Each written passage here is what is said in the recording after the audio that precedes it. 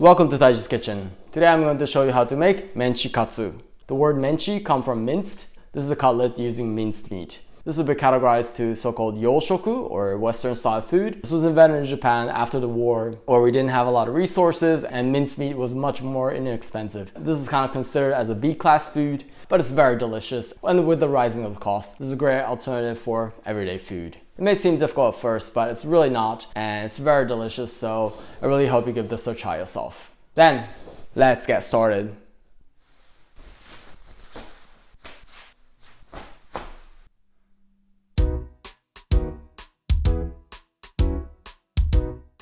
Here are the ingredients for Menchi Katsu. So as the main ingredients, I have here ground meat. This is a mix of pork and beef, but you can make this either only with pork or only with beef. And also to put inside, I have an onion, garlic, and as a seasoning, salt and pepper, eggs, one for the filling and one for the coating. And also for the coating, I have here all-purpose flour, and also have here panko. So panko is a Japanese style breadcrumbs. You can also use regular breadcrumbs, but these tend to be a little more bigger size and just fits with a Japanese frying cutlet better. And then frying oil. And also here I have cabbage to put on the side. You don't necessarily have to have this, but with typically Japanese fries, they often come with cut up cabbage, but you can put any vegetable on the side. And also for the sauce, I have here Tonkatsu sauce. This is very flavorful and very delicious. There are some different companies that make this. If you don't have access to it, you can also make this by mixing Worcestershire sauce, tomato ketchup, and soy sauce.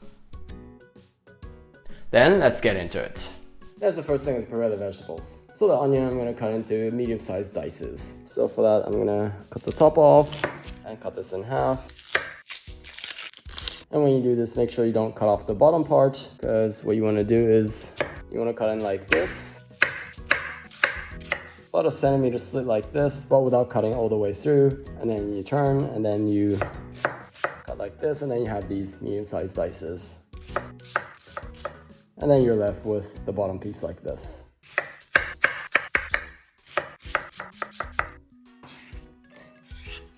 So just like that. As the next thing, I'm going to grate the garlic. Using a grater. So just like that.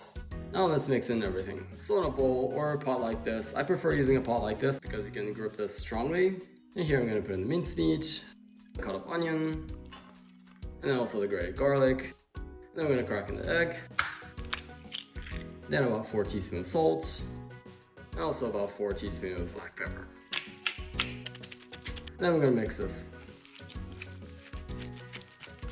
So today I'm going to make into 8 equal pieces. So when you're making this, you don't want to make it too big. It's going to take a little bit longer time to fry them. So just about equal pieces. And then what you want to do is you want to make sure that there's no air inside. And to get rid of the air inside, you're going to smash it into one hand like this. Make a oval shape, and you want to make sure it's pretty flat because you want to cook it evenly. So just like this, and then I'm going to keep making.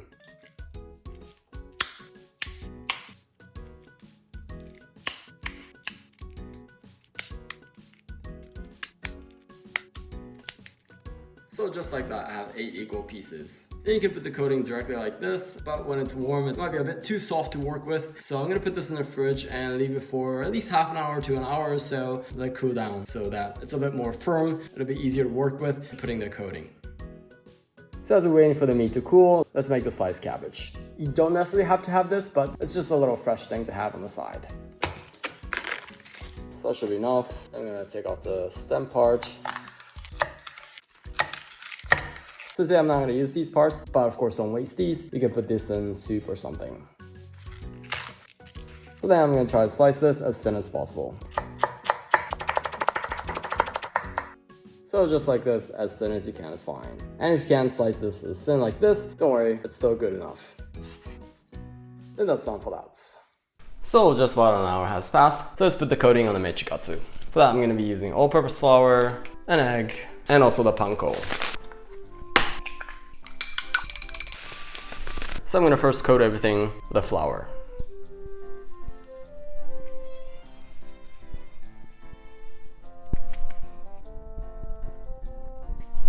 So just like that. And then next we're going to dip in an egg and then also in the panko. And to do that, it's easier to use one hand for the egg, like this. And then put this here. and then use the other hand only for the panko. So just like that. So in this way your hand's still pretty clean.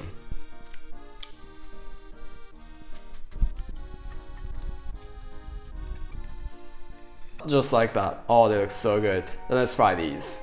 So in a pot, I'm gonna put in the frying oil. I'm gonna turn the heat to high and bring this to about 160 degrees. So once this reaches about 160 degrees, I'm gonna put in the Menchi Katsu.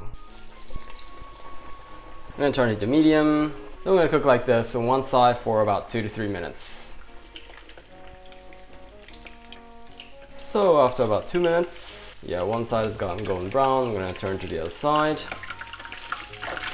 And then cook on the new side for another 2 minutes. They're pretty golden brown, well cooked like this. So I'm gonna take it out. I'm gonna turn the heat off. Then I'm gonna put it to the side and leave it like this for about 3 minutes and let it rest and let it cook through to the middle with its own heat. Then about 3 minutes has passed. Let's turn the heat to high and then bring the oil to about 180 degrees. So once this has reached about 180 degrees, then we're gonna put this back in here. And then we're gonna fry it very quickly for about 1 to 2 minutes or so. Then after about a minute, this is finished. Then this is finished, let's put it on a plate. So on a plate, I'm gonna first put the cut up cabbage, then here, the Menchi Katsu. Then lemon on the side, and full of color, cherry tomatoes. Then this is finished, let's eat.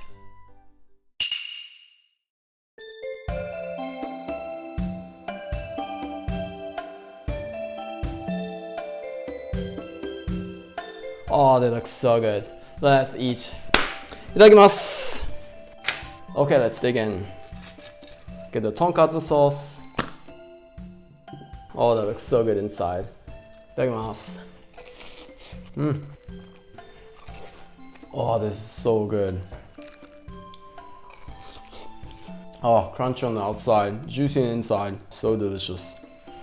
Menchi Katsu and the sauce is just so perfect to go with rice. Itadakimasu. So delicious. So this Tonkatsu sauce is so rich in flavor. And by the way, this is also good to eat with lemon. And I'm gonna put a little bit of salt on it. Itadakimasu. Lemon juice gives a little freshness to it. It's also delicious. And to eat this amount of cabbage, I'm gonna put in here this Tonkatsu sauce. This is also really delicious. Itadakimasu. What you can also do, mix this up a little bit with the sauce and then put it on top of the rice and put this Menchi Katsu over it, put a little sauce over it. Then you have this Menchi Katsu don and then you eat this all together. Itadakimasu. This is such a great combination of flavor and the meat and this Tonkatsu sauce, the freshness of the cabbage, and with rice is just so delicious.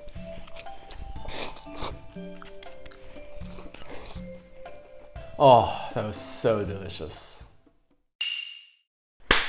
ごちそうさまでした. Oh, that was so totally savory. So as you saw, making this Menchi Katsu is probably not the easiest dish to make, but it's not particularly that complicated. And except for this Tonkatsu sauce, there's no special ingredients, and it's so delicious and it's definitely worth the effort. So I really do hope you give this a try yourself. If you did enjoy this video, I'd love it if you hit the like button for me. And if you have any questions or requests or any feedbacks, please feel free to write anything in the comments below. And if you want to see more of these cooking videos, please subscribe. Otherwise, I look forward to see you in the next video. Bye.